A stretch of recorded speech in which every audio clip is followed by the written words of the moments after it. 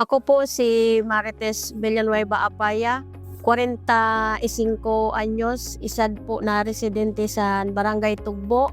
Isad po ako na magsasaka na isad na babae. 2015, nawala po ako sa trabaho sa tindahan, tapos naisipan ko na mag-uma na lang po ako para makabulig po ako sa akon pamilya, sa akon mga anak, para makatapos po sila sa pag-eskwela. Bilang usad na babae na para uma, dili lang kay na lalaki an pwede magtrabaho po sa pag-uma. Kami po na mga kababaihan, kaya po namon magtrabaho sa usad na pag-uma para makabulig po kami sa amon pamilya, kag dili lang po para sa akong pamilya, hasta po sa aton barangay kag sa tanan po na inan sa syudad San Masbate. Inspiration ko po para po sa akong pamilya kag sa akong mga anak, na gusto ko man po sila na inan mahatagan sa inan kailangan sa inda pan uro adlaw, pareho po san pamasahe san pag-eskwela ninda, kag pinan para mahatagan namon sinda sa maayo permi na sa inda pagapam kinahanglan sa inda adlaw-adlaw. Kag dili lang po para sa akon, hasta po para makabulig man po ako sa syudad San Masbate. So una po na ako nanon, apon po ginatanom, pareho po sa inan gulay tulad ng pichay, kamatis, kag talong. Tapos kag pira pa po sana nagahanap pa po ako sa usad pa na income. So nagaluto pa ako sa kakanin, pareho po sa bibingka, puto kag suman, para makabulig po ako sa akon asawa. So nagagamit po kami sa inan chemical, kay minsan po inagagamit kami sa chemical, kag inan sa nagagamit po kami sa tubig para inan makatipid na kami sa kay sagol sa ni sir maiwat ang tubig.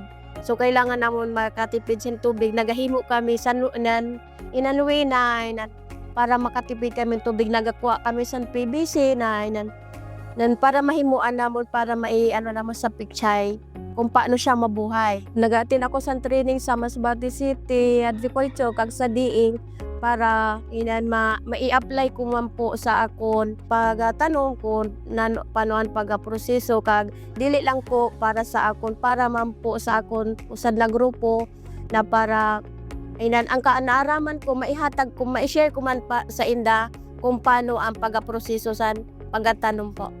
Pareho sa patubo pa lang po kami, kailangan po namon siya inagagamit na kami sa mga pagsaribo ba na kung paano siya mabuhay.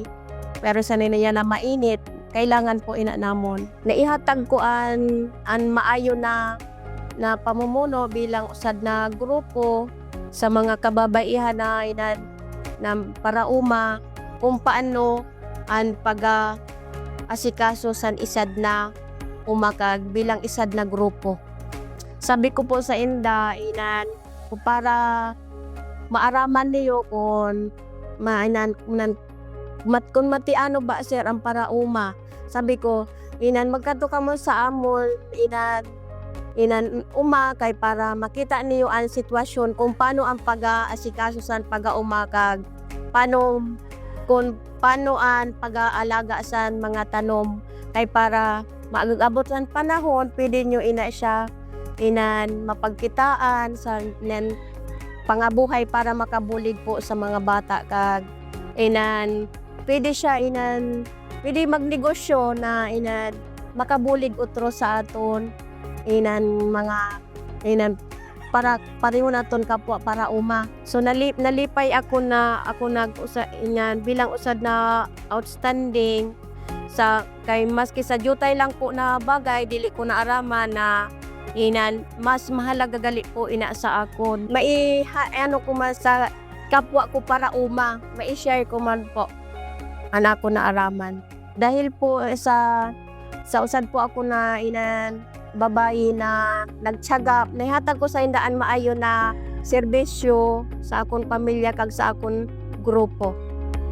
Gininganyo ko sinda sir na sabi ko mag-attend ka mo permis sa pag-uuma, mag-attend ka mo kay para Inan makaaram na kamo, pira lang sa makaaram kamo, makabulig pa po ina sa iyo pamilya kung paano kita kumita kag para usad pa po ina sa ato na inan makabulig sa atong pamilya na bilang isad na babaye na ipakita ta sa indaan aton kakayahan. So pangarap ko sir na sa akong pamilya na inan ahatagan la kami permisan maayo na kalawason kay para mabuligan po an amon mga anak san pagpa-eskwela para makatapusin na pag-eskwela na para isad man po sinda na makabulig sa aton probinsya kag Masbate City na para isad man po sinda na maging pareho ko na maging instrumento bilang isad na parauma. Wala san imposible na inan babae na parauma na para mahatagan po sa impluwensyaan aton syudad. So maski sir inan isad na babae kaya po trabahoon an di na trabaho san lalaki